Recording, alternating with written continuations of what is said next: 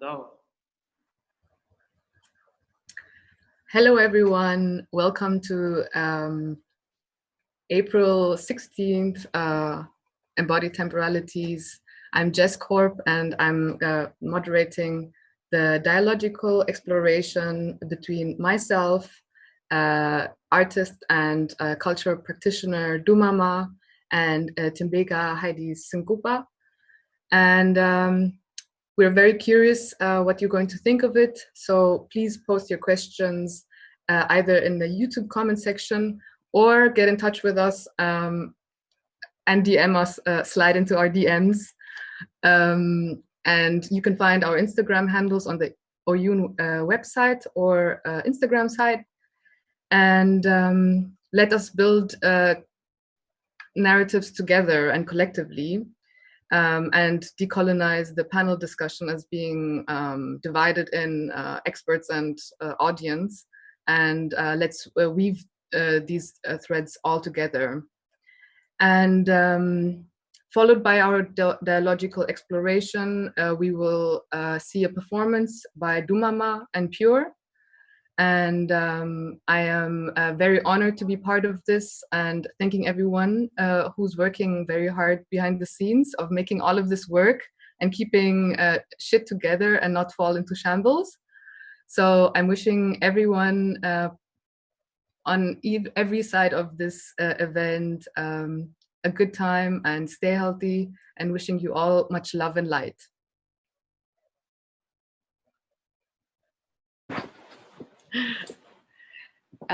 Yes, welcome everyone to our explorative, discursive, dialogical journey together with Dumama and Timbega Heidi Sincuba.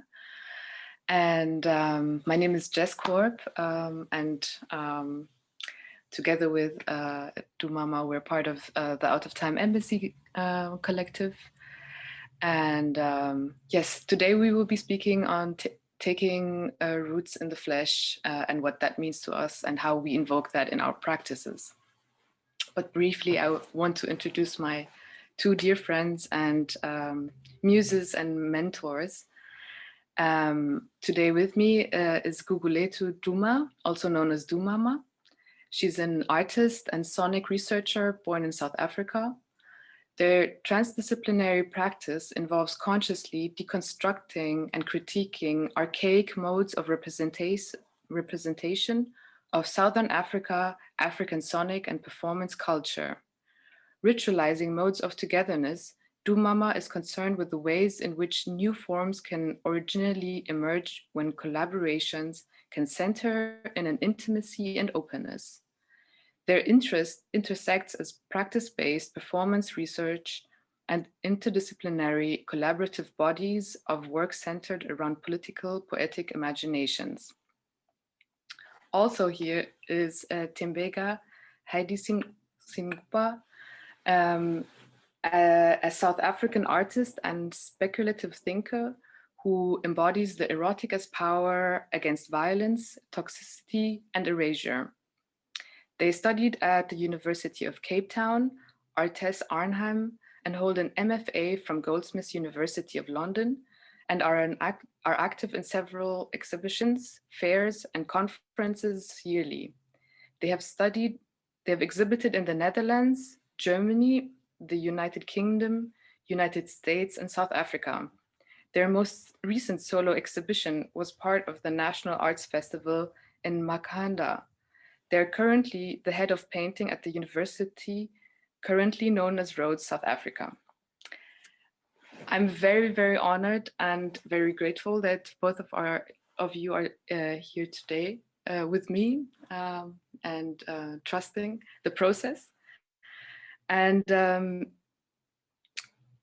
more than a panel discussion, I'm interested in taking this as a liberatory and confessional space where we can get together and share uncommon and shared experiences, but also shed some light on differences. And I would like to start with a quote from Zora Neale Hurston, Black writer and anthropologist, And this excerpt is from her book written in 1934 called The Characteristics of Negro Expression. And the quote reads, "It is the lack of symmetry which makes Negro dancing so difficult for white dancers to learn. The abrupt and unexpected changes. The frequent changes of key and time are evidence of this quality in music. The dancing of the justly famous Bojangles and Snake Hips are excellent examples. The presence of rhythm and a lack of symmetry are paradoxical, but both are present to a marked degree. There's always rhythm, but it is the rhythm of the segments.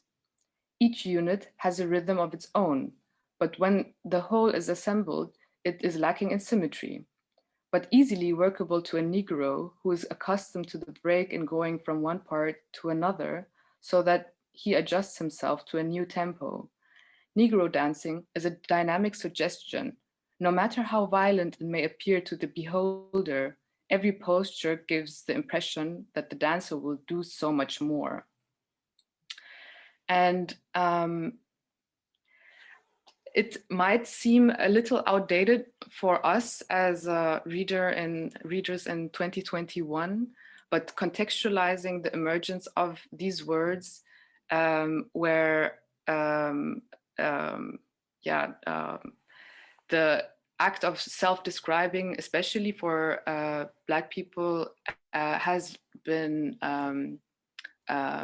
it was very much excluded to the white colonizers that were describing and naming and categorizing and therefore ordering. So this act of coming up with almost a glossary of practices that are emerging in the subcultures of people, but then also taking on this empowering act of self-describing when African art was considered nothing more than primitive and could not compete with so-called high art. Yes, so I kind of want to open the space for you, and the ancestor I conjured and brought with me today was Zora, having influenced me deeply. But maybe you both want to share your perspectives and also name an ancestor that is with you today.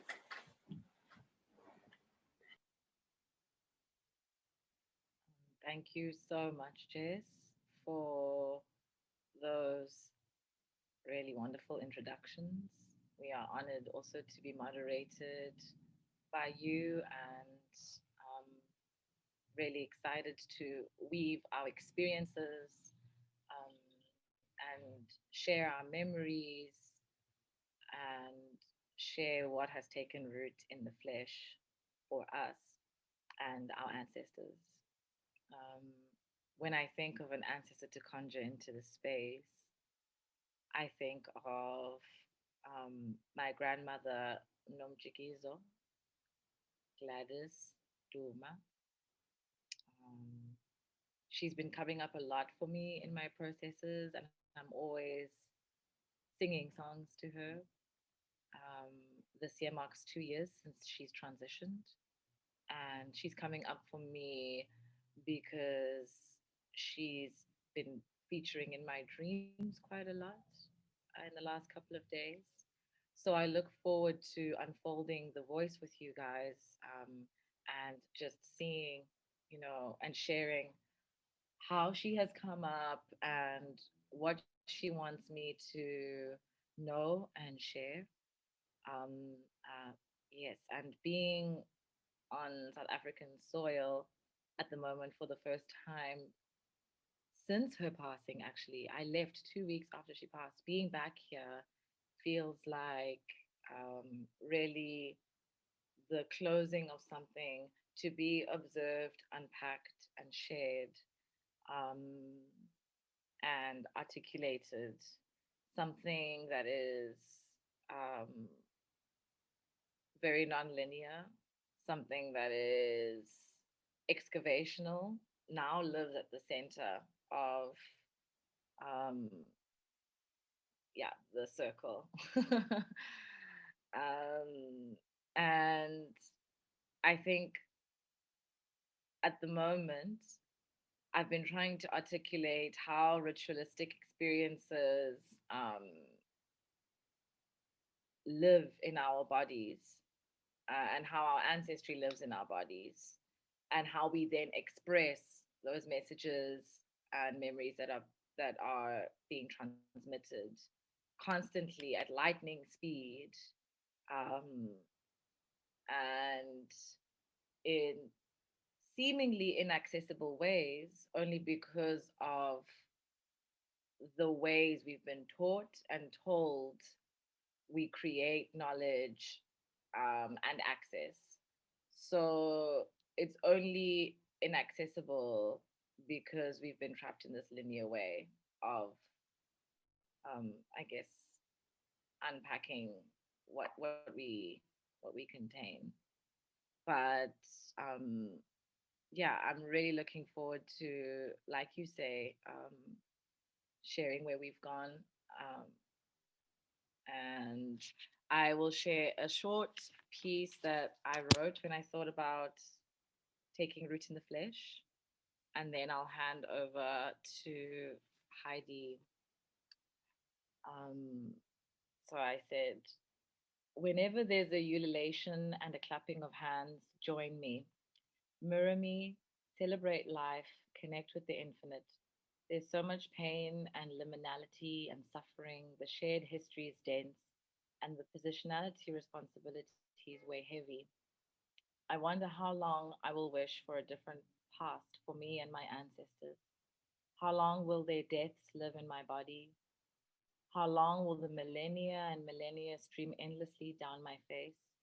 I see Nomjikizo's eyes. Umam Sukwini, this is her clan name. They're looking for Queen Elizabeth, and this is where some of the crisis was born. Liberation and the universal crisis. She gave birth, and her life melted into the cellular system of her son, my father. She's present, but we never spoke. She loved me. We would sleep in the same bed often. My sister always kept her distance. She always has. I see now it's because of how actively she carries in her body. Her ears itch, her shoulders shake, her feet on fire, stars with every step, explosions. Somehow, we both carry. I pray for a soberer life, a healthy life, a peaceful life. It feels possible. My manifestations are a fast fire. I am water, I am soil. Ndingumhlaba, ndingamanzi, ndingumhlaba, ndingamanzi. Practice takes root in the flesh and bone. Memory moves and shakes, merging with blood, awakening ancestral body noise, silence shared across lifetimes and lifelines, thread and stitch a life into the dead.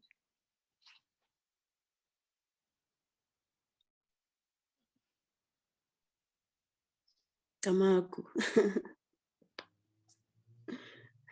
Ase. That was beautiful. Yeah. Thank you so much, both of you, for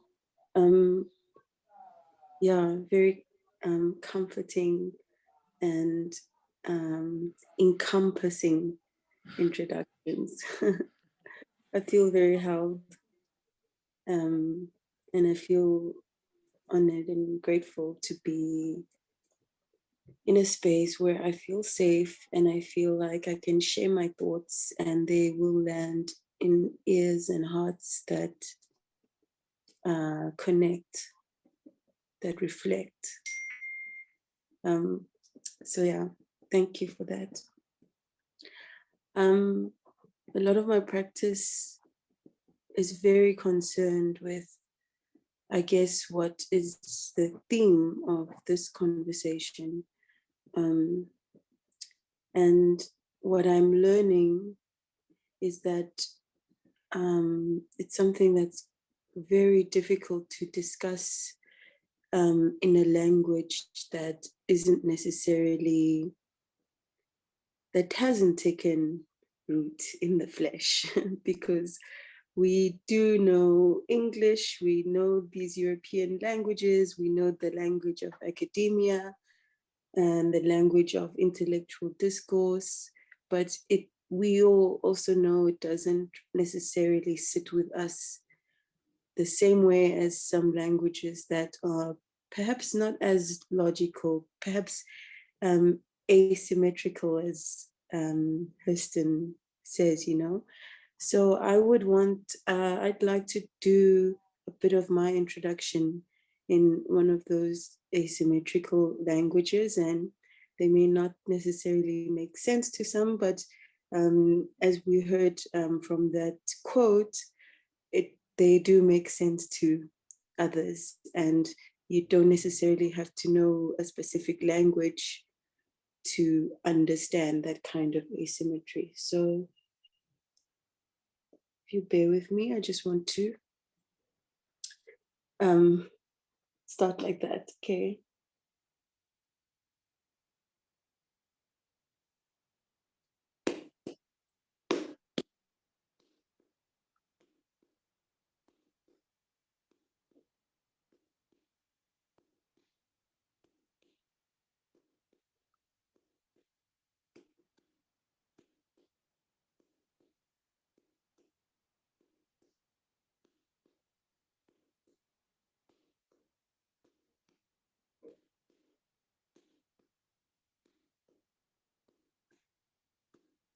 Thokozani bantu abadala, thokozani bantu abadala,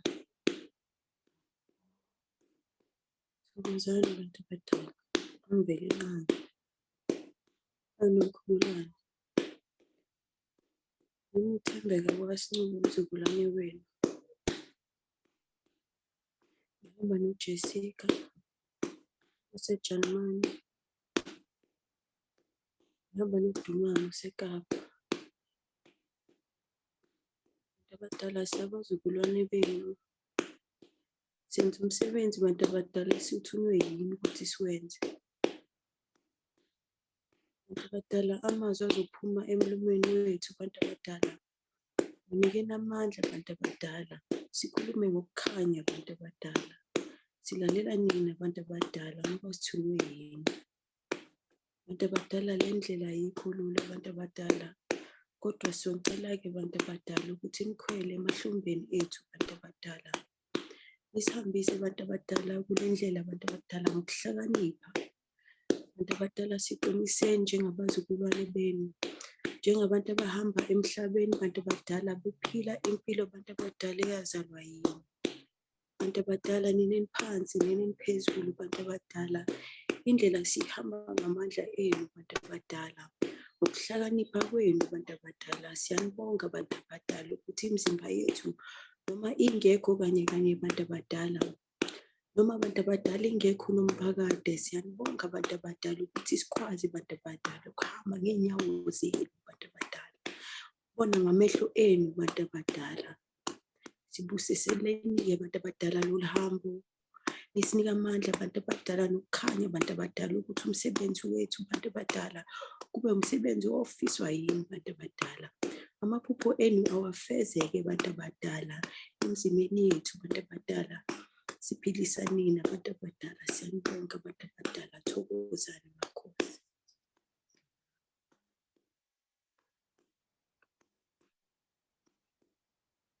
Thokozani makhosi.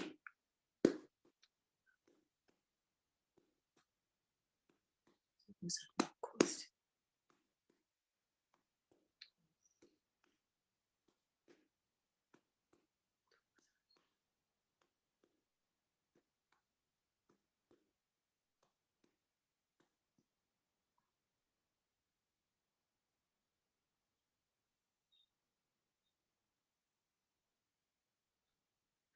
Thank you.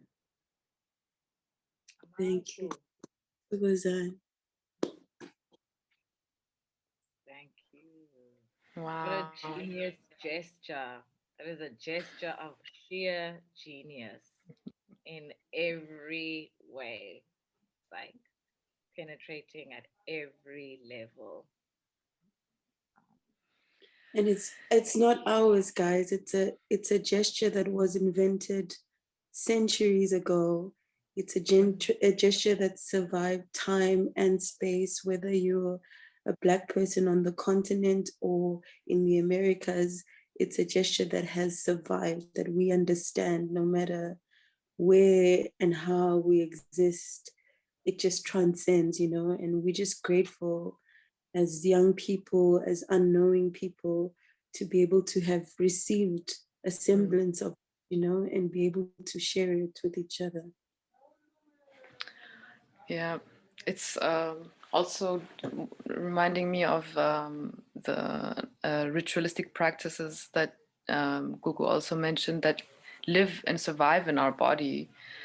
And maybe Gugu, is a good time for, maybe you can just quickly share some of your work on ancestral body noise, which is also part of the Embodied Temporalities Festival. Yes. Just how these gestures and these rituals and these memories are transmitted from generation to generation, sort of like in a way assimilating to the times, but also still allowing each carrier of these messages to time travel in a way. And in Ancestral Body Noise, which is a program that is biomythographical ritualistic research. Um, um,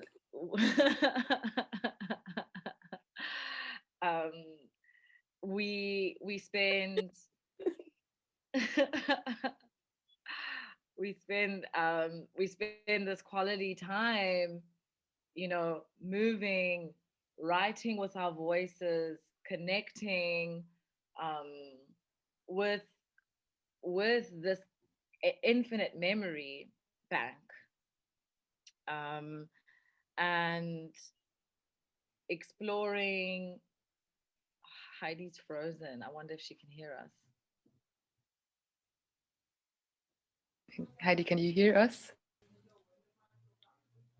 I love that it's just frozen in this smile. Yeah, it's like also infinite memory bank of all smiles.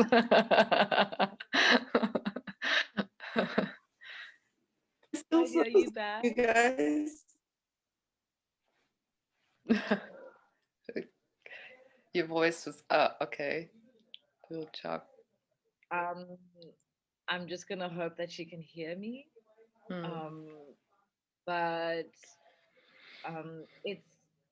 it's important to preserve and transmit it, but it's also very important to not get trapped in this sort of prescriptive and somewhat predictable way of archiving and sharing and even like performing it, because there is a fine line between taking the ethnographic research on Black ritualistic practices and re-performing it for a white gaze that has then archived and organized it, versus really sort of like the embodiment and honoring of your personal transmission process and how that ancestry and how the ritualistic components of our ancestry have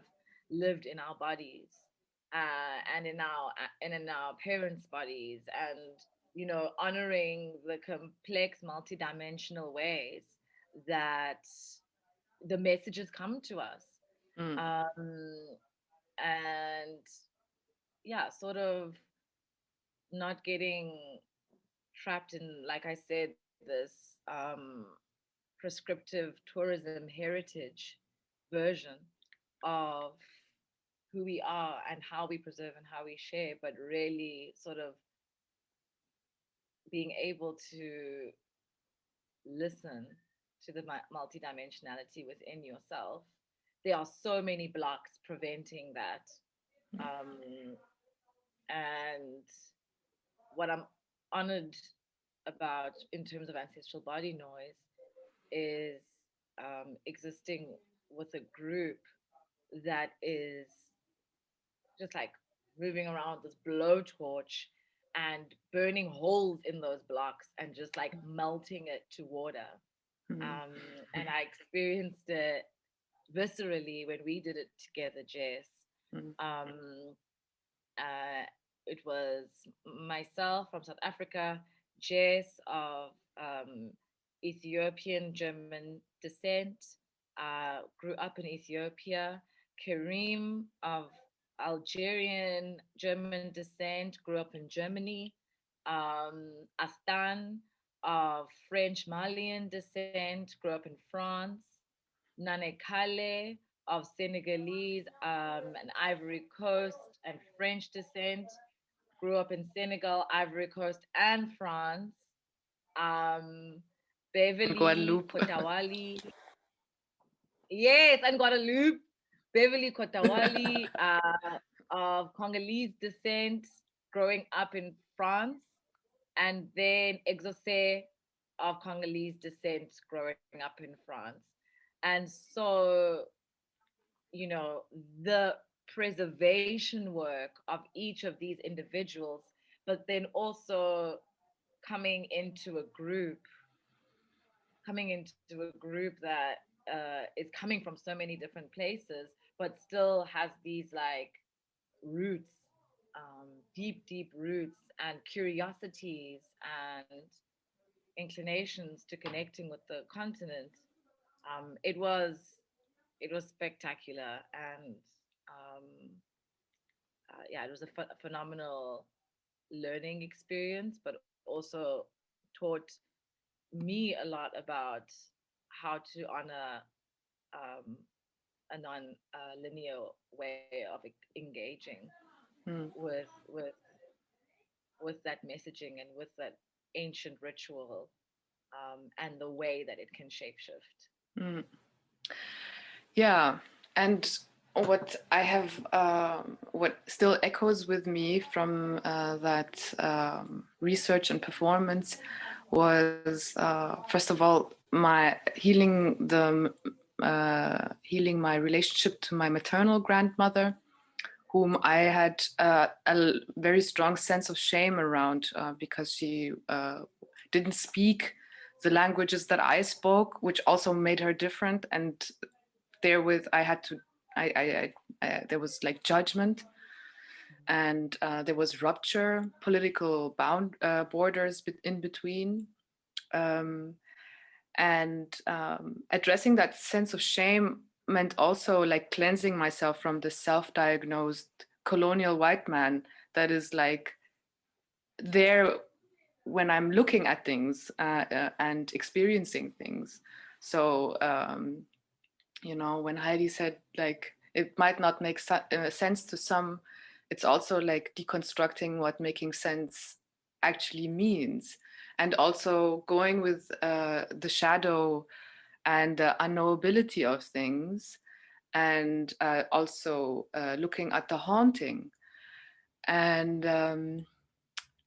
that in turn made me think of an anecdote Heidi once shared with me with your experience of a haunting in form of a doodle of a tree. And if you would like to share that anecdote, I would be very grateful. Oh, yeah. Well, first I wanted to try and respond to what Gugu was saying about first this like kind of touristy version of what Black culture is, you know, or how we experience our lives, and also this gaze of when you present your work. I mean, I know in feminism we talk a lot about the male gaze, but I'm so curious about, in the context of this conversation, about the white gaze, and how sometimes you are there's a term, I actually forgot who came up with this, but one of the OGs talked about double consciousness, you know, and I think a lot of the time in creative practice, we are faced with that choice of, do you then step away from, let's say, embodied knowledge because you are worried about how it will be read, because you're worried about that gaze, or do you just lean into it and not even factor the reading of Europeans in your practice, you know? And not to say that it's that binary, like a lot of the time it's a combination of those things. But I'm really interested in the presentation of this work at this festival and all these beautiful cocktails of, you know, Black cultures, and how that sits in terms of being read, being watched, you know, because obviously the male gaze and the white gaze is part of that presentation. And I think we've reached a point, you know, now that the baton has been crossed to us, that, you know, we have to start thinking about those next levels. Like, yes, double consciousness is a thing. Now, how do we contextualize our work within that space? Because obviously it's not either or, you know. But just let me talk about the doodle real quick. And actually the thing of language is really pertinent here as well. We went to a space with my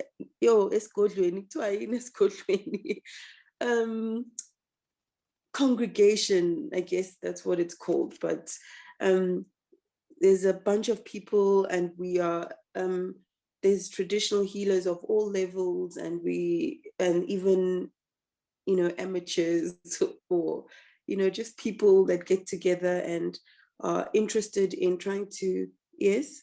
Quick question, is esigodlweni, like, it makes me think of esikolweni. It makes me think of school. It's kind of like that, but it's in terms of indigenous knowledge, learning and experiencing. Yeah, exactly. It's like Yeah. esikolweni plus Yeah, edladleni. So like exactly. school and home. You got it. Word. Yes, it's that. And so in this space, there's a figure who, his name is Umkhulu Nsingaza, and he actually was a protege of Credo Mutwa's. And so he's very interested and connected to Credo's teachings. And he took us to this place called Enzalo Yelanga, which Europeans will know as Adam's calendar. And it's got one of the oldest structures in the world. It's like really like 200,000 years old. And then Credo Mutwa was initiated there as a traditional healer. And he has a place that he writes about called, it's called Credo's Tree, right? And it's in this space of Enzalo Yelanga. And this place is fascinating, like the way that it's built. Actual Western scientists, because we trust their findings more than what we say, but they found it to be positioned in a way that it aligns with the stars in Orion's, what is it? You know, Orion's belt, that constellation. I don't know Orion's belt. Why So is he Orion, and why are we so obsessed exactly.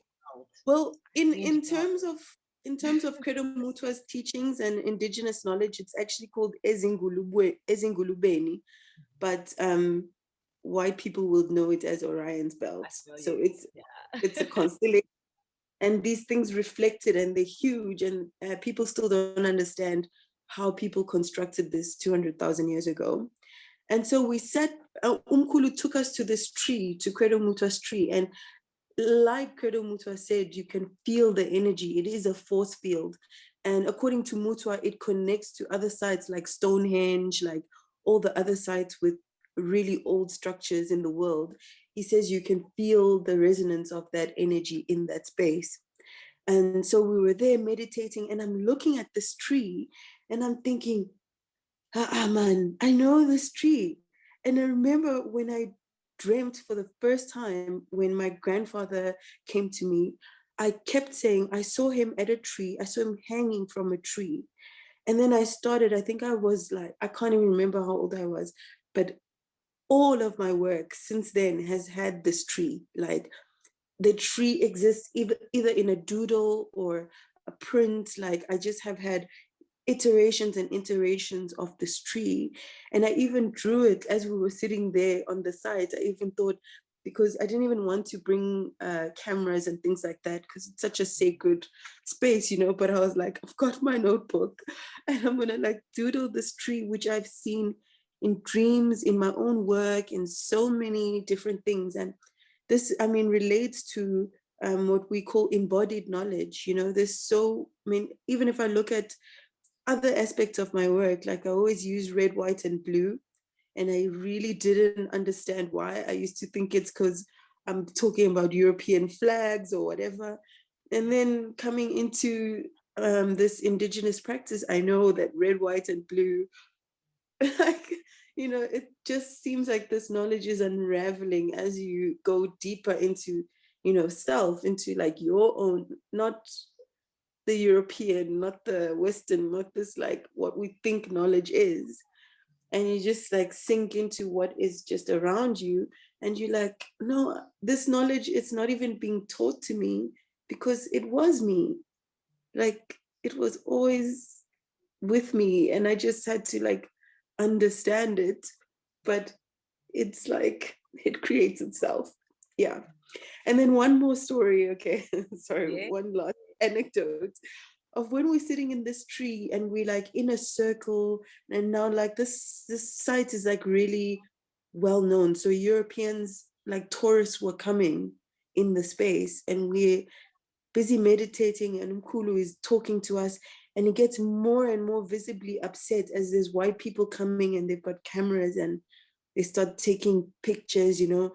And all of a sudden, Kulu changes from talking Zulu and like vernac, and he starts speaking English, you know, and he's like, this is our land. And, you know, we like, you know, he gets like so upset.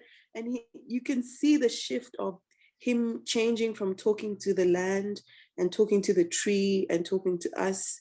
And then when we become spectacles and these people are like, wow, look at all these Africans meditating in this space.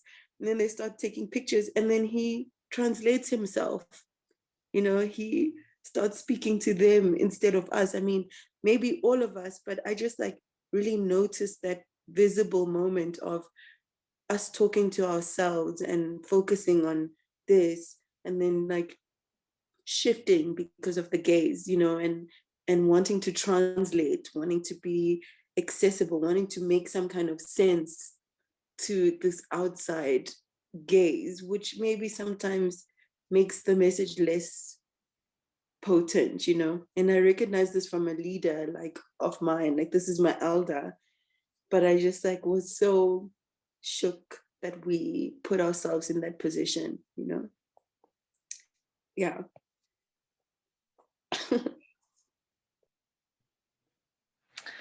Yeah, thank you so much for sharing that. And that was so vivid, and also clearly makes my blood pressure just like rise.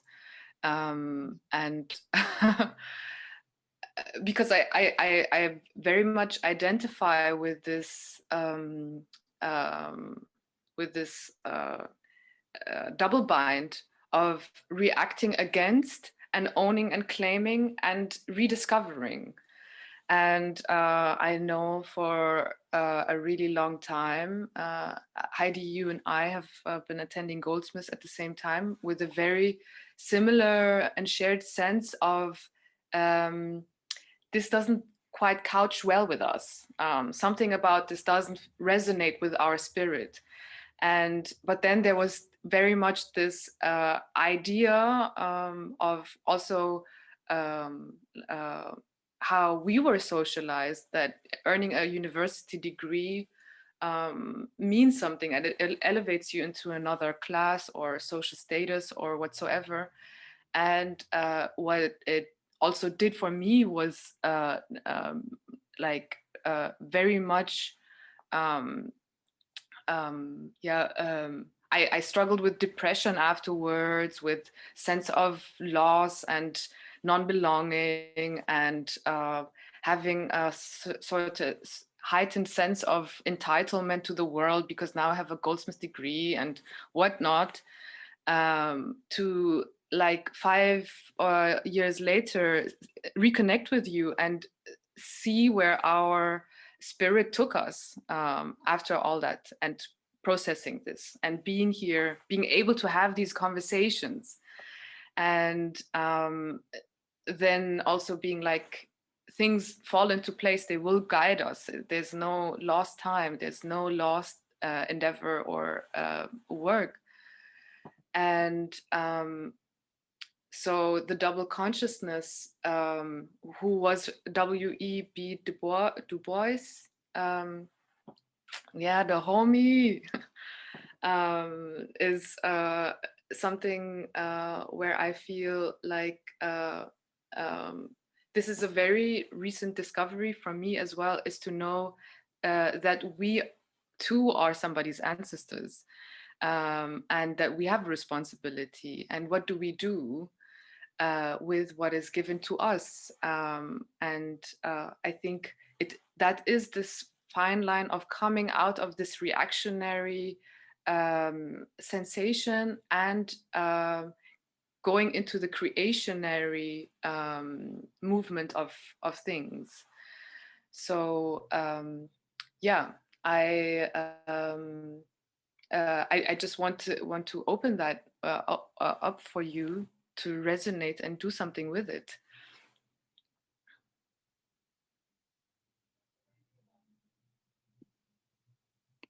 Thank you both so much for the places you're allowing us to go. I'm just like, ah. So just like so many dazzling occurrences coming up for me. And just thinking about this double consciousness, this multiplicity, and this constant tension of having to engage with the gaze, protest the gaze, transcend the gaze, and return to the voice that is most loving and most true and really most you. Like you were saying, umkulu, just the shift in tone, the aggression, and the violence of the language, um, and the protectiveness of it, and the sort of friction it then creates with how we are able to talk to ourselves and hold ourselves and be there with ourselves. Yeah, and then how it, can, like how Jess said, create a double bind of also then performing a self that is so deeply entangled with this violence. And what does that detangling process look and feel like? I could say definitely like this. This moment we're in right now feels like a part of that detangling in a real way. Um, having not been to a tertiary institution, it just never worked for me. I tried, and I never felt at home, much to my parents' dismay. I was like, I need to sing. Nothing else makes sense. I just need to feel my voice reverberating in my chest, and I will serve people food until I can make sense of that.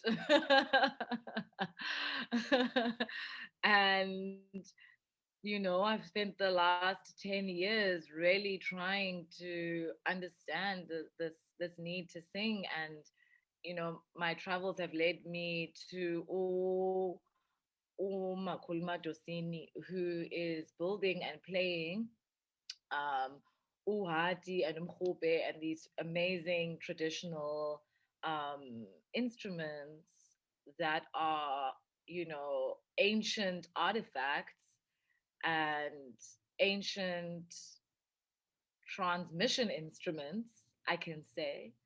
Um, and again, aiding the unfolding of that voice, the unfolding of a tenderness, and a holding.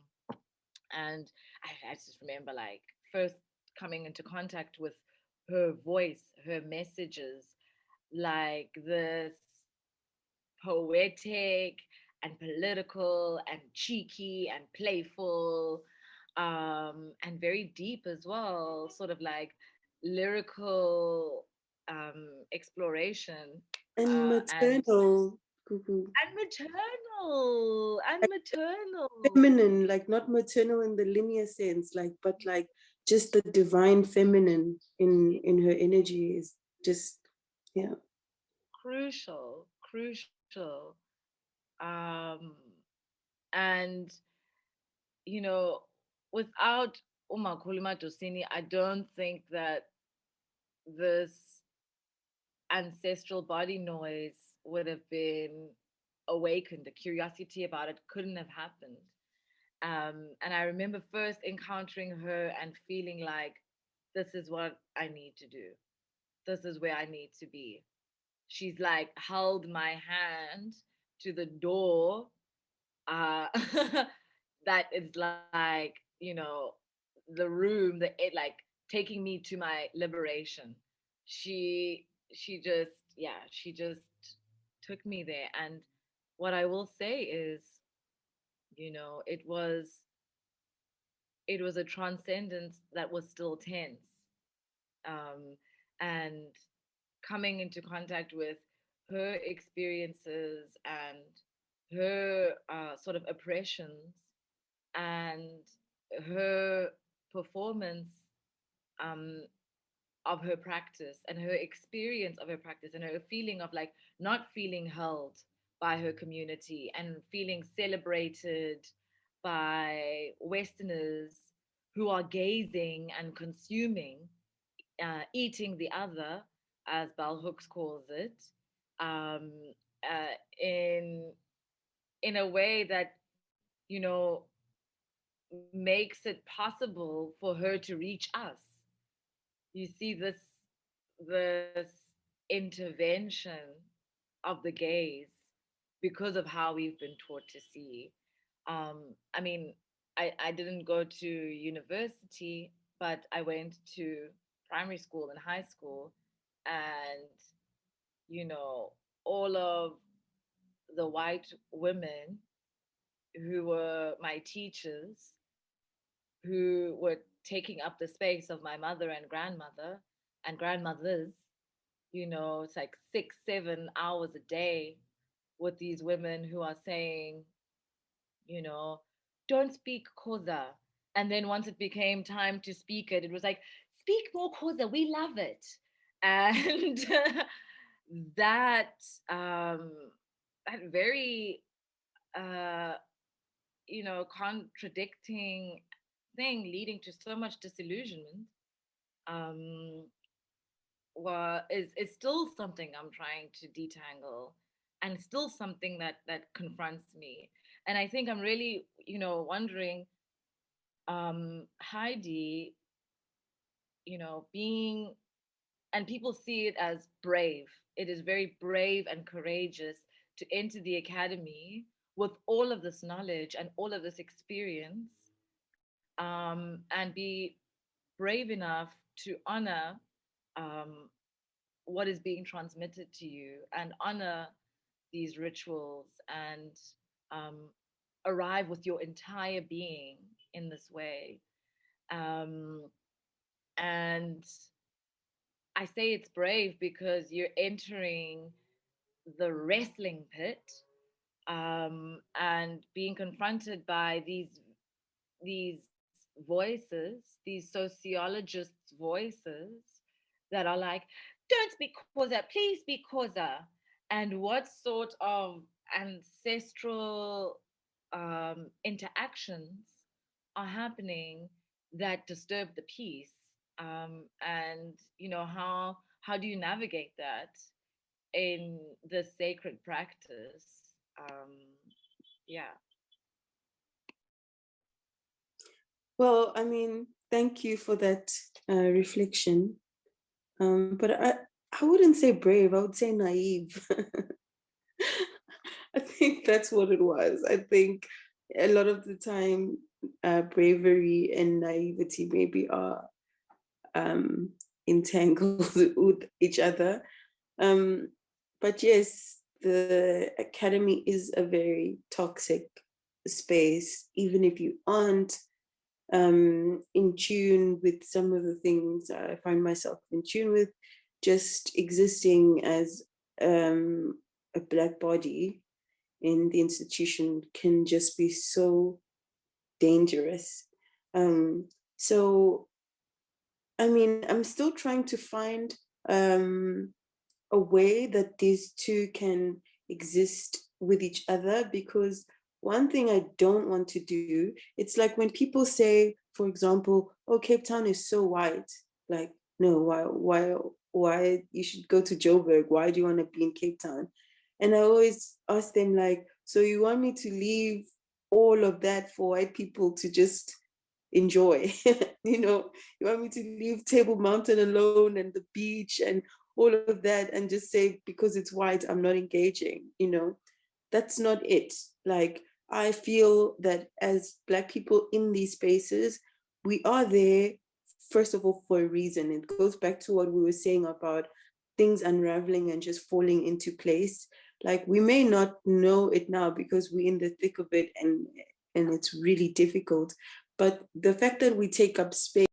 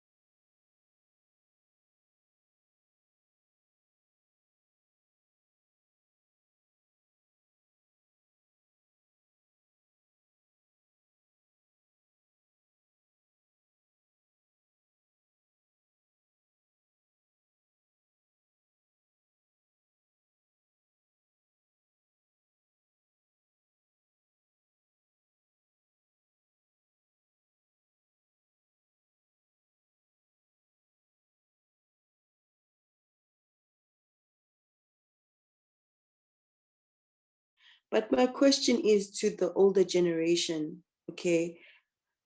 Why is it always backwards that we have to go? You know, that is part of why we constantly become undermined in these institutions, because they've already labeled us as primitive, archaic, you know, and we fall under like anthropology and ethnography and all these terms which put us in a space where we are at odds with the contemporary moment.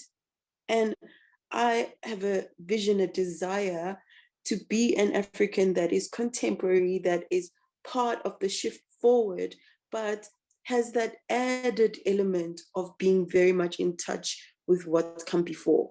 Someone once said at a conference that African time is not linear, it's spiral. You know, it's not even a circle, because a circle is finite. It's a spiral, you know, it just keeps coming back on itself. And I think that's what we need to tap into in these institutions. Like, yes, we're not completely at home in these spaces because they deal with a space and a moment where we are not the winners. Like, we're not going to win the game of capitalism. We're not going to win the game of even English or, you know, academic writing, whatever. All these things are rigged so that we are placed in the past. So now what we need to do is take that past, which we're so good at, we've mastered that thing of being in the past, né? And still be in this moment, you know, like still respond to it in a way that it is part of us. We are alive, we're here, we've got flesh, we've got bodies that live in this moment that's going forward. And we can like harness these knowledges and capabilities that we have of this time that just is not necessarily that linear forwardness that Western knowledge wants us to think it is. So speaking of the past, I want to talk about, in response again, Gugu, to what you were talking about, of the voice and about singing and about Tumatonsini and her, and how her voice resonated with you. And it felt to me like that resonance was about the divine feminine. And it reminds me of this very same conversation, and makes me think of Ukredo Mutwa's story about creation, and about how Unum Kubulwane, the great mother, it actually started as an oppression, like the tree of life, and her, it sounds like a not completely consensual situation happened between them in order for life to be created. And it resonates to this moment so hard, because as Black women, as Black people, there's a force that wants us to remain at the bottom of that situation. So pain and violence and all these horrible things are imposed upon us, right? And instead of fighting, which Nomkubulwane did, she kept running away from the tree of life and running and running and running, not knowing that in order, when he catches her, which he inevitably will, he's the tree of life, you know, and that's how it is. He's got all these branches that are everywhere, and he's going to catch you, Mugel, and rape you, right? And when she finally was caught, all of this stuff happened, you know, and she birthed Mother Marimba, who invented music, you know, who is like the one that decided this thing cannot just speak, it also sings, you know, all of these beautiful moments of creation. And again, Umarimba, pain, suffering, all these horrible things. But once she leaned into it, you know, like at that moment of the creation of music, comes out of pain and loss and violence, but then the marimba is created because of that moment, you know? So I want us to like try and flip the script a little bit and be like, yes, we held down, you know, they don't want us here.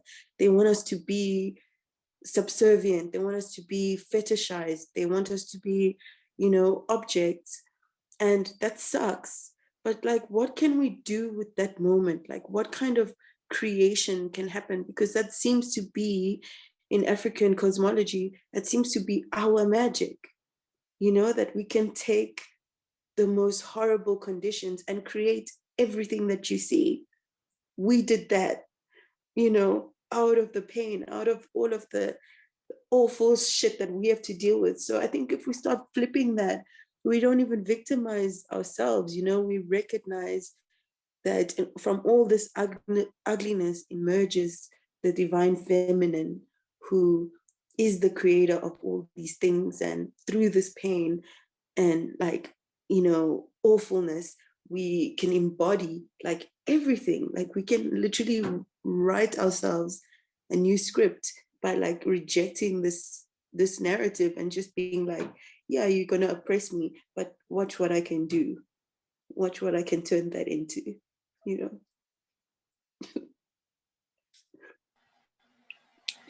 Yo, that's the ululation. That's Gugu's poem in the beginning. You shared with us, and also when Heidi was speaking, I had to think of the tarot card, the Fool, which is also the number 0, the beginning of the life cycle, is naivety and braveness.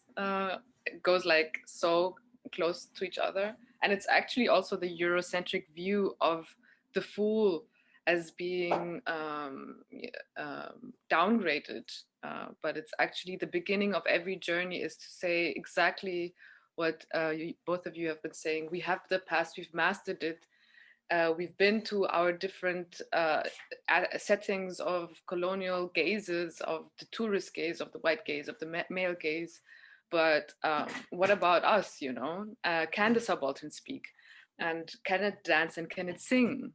And we can only find out if we give ourselves the space to find out and explore, which is why these spaces, the dialogical exploration is so valuable and so sacred also almost to me, to myself. I've set up an altar because I know I'm going to speak to you guys today. But unfortunately, we're also on colonial time. And damn it. So I'm just going to open the space a little bit and see if there are questions coming in the comment section of our live stream. Yeah, and then we're going to meet again for a live Q&A in a little bit. Yes, my teachers, friends, sisters, it has been a pleasure and an honor being here with you. And a word that resonated very strongly also from both of you said it, crisis. I heard crisis, and I thought this is a very, very, there's a journey ahead and we can walk it together, but I am ululating, knowing that I am going to be able to do it with you guys, far or near. In that sense, yeah, thank you, thank you, thank you. And next up, we have a performance by Purity Mkize, also known as Pure Lee, responding to Taking Root in the Flesh. And after her, I'll be doing a performance responding to Taking Root in the Flesh and completely carrying all of these messages and honoring all of the portals that have now been open. And I hope that you enjoy. Thank you so much to my sisters from their omnipotent, omnipresent force. And to the future we go, flying backwards into the future. Yes. I see.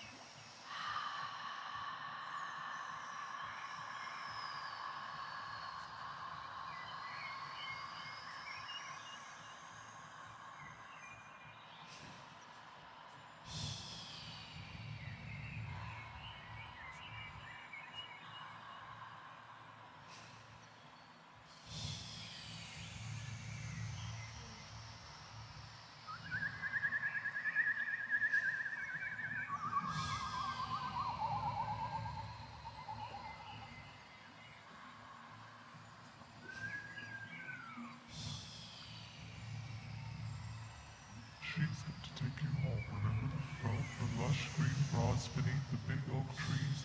The air was so cool there, the sun didn't burn.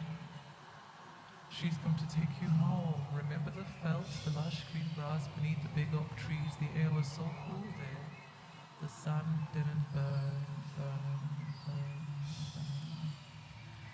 She's come to pull you away from the poking eyes of the man-made monster. Those are these clutches on imperialism and dissects your body bit by bit by bit by bit.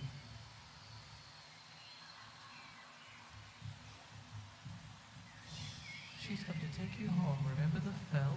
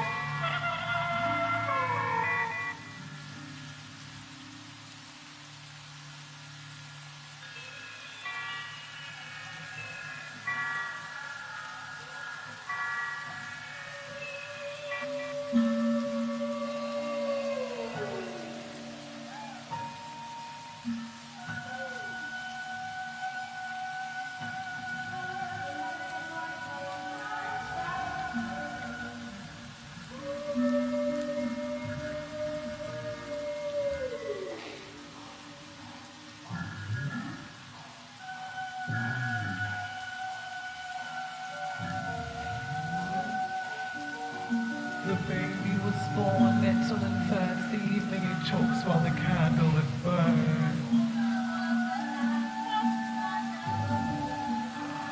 It never stops and we'll never learn. No hope without dope, and so the jobless return. The bankers have bailed, the mighty retreat, the pleasure it fails at the end of the week. You take it or leave, you take what you receive till what you receive is eternity. Leave, leave, leave, leave, leave.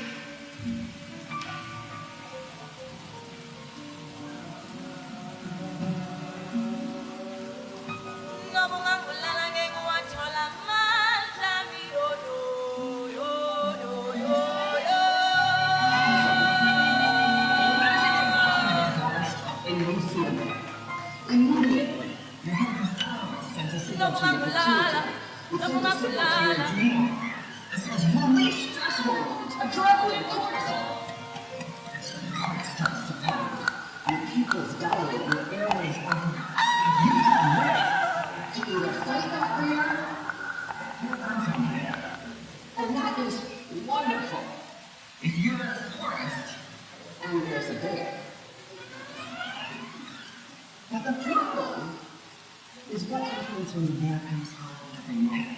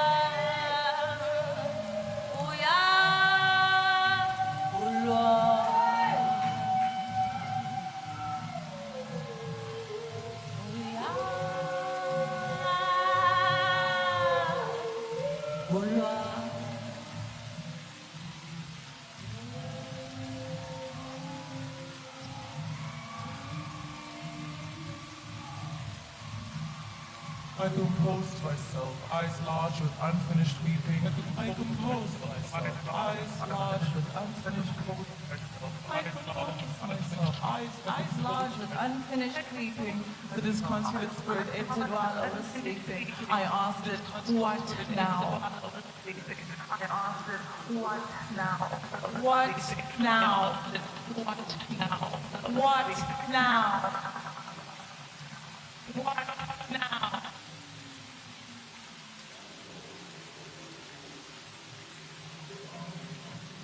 Perception. Perception. Perception. Something about perception. Something about perception. Perception. Perception. Perception. Perception. Perception. Perception. Perception. Perception. Perception. Perception. Perception. Perception.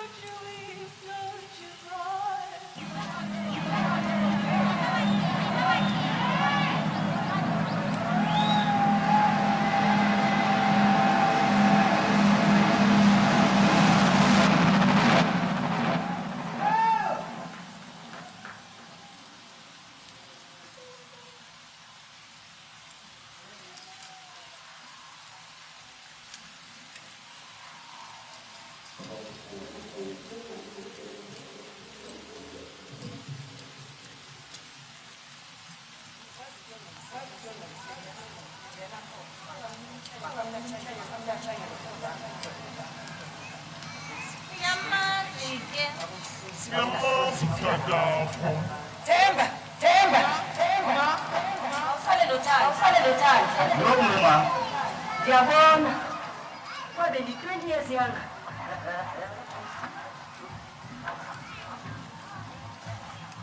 kwabe ndi-20 years yanga nosoze undibambe unxiba njengobusozi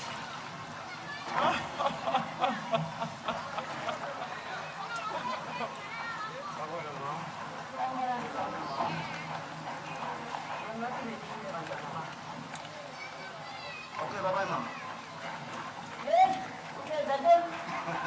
ungandifake etrabulini yintoni le uyenzayo ungandifangeli amatrabhuli ukuba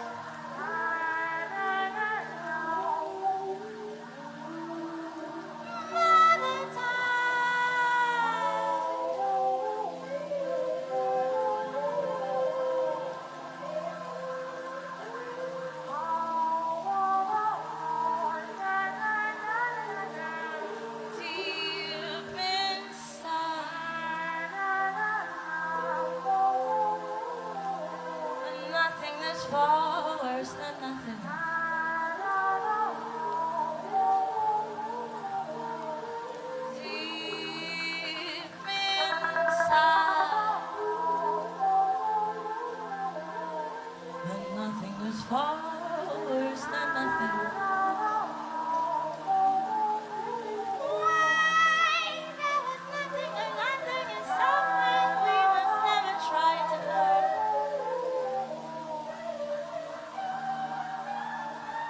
But curiosity she burned.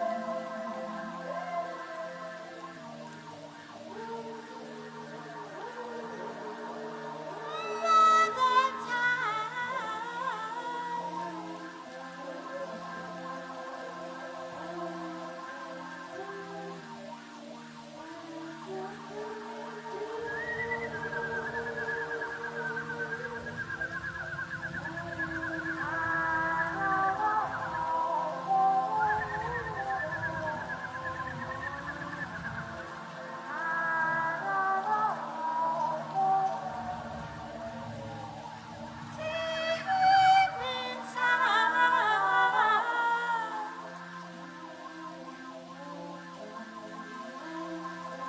nothingness far worse than nothing.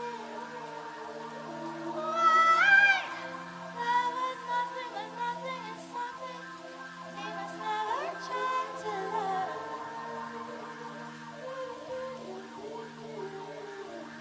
But our curiosity she burned.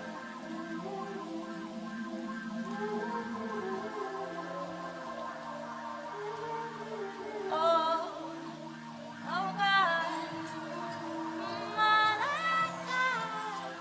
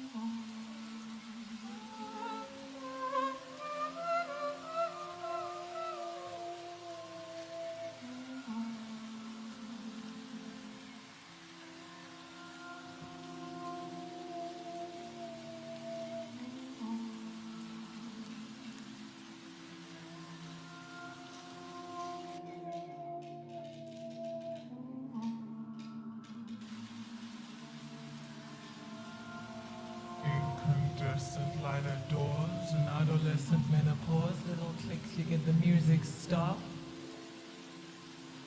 Needle sticks and the penny drops.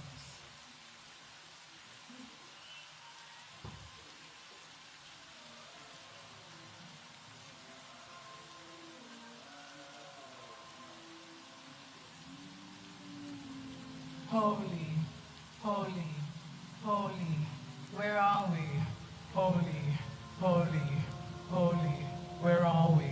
Holy, holy, holy, where are we? Together. Holy.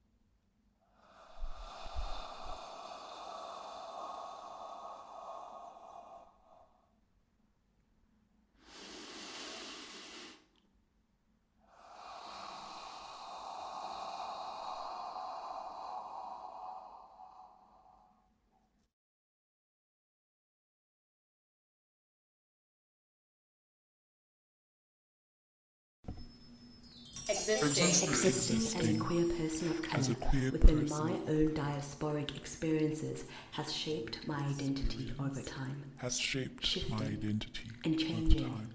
A constant forward movement towards a purposeful and much more intentional future. Towards a purposeful and much more intentional future. Influenced by the weight of my past, currently navigating through the complexities of my very existence and breathing very deeply from the untold stories of my abandoned future. There lies this unfathomable strength to dare explore towards greatness outside of the confines or challenging circumstances of my reality, manifesting my own personal spiritual blueprint that not only liberates but offers profound ancestral healing as I walk this historically drenched territory. This my embodied experience, identity is layered, vast, expansive, unfolding, seeking, wealthy, abundant, timeless, gentle, and free of violent oppression, a privilege historically denied to my people.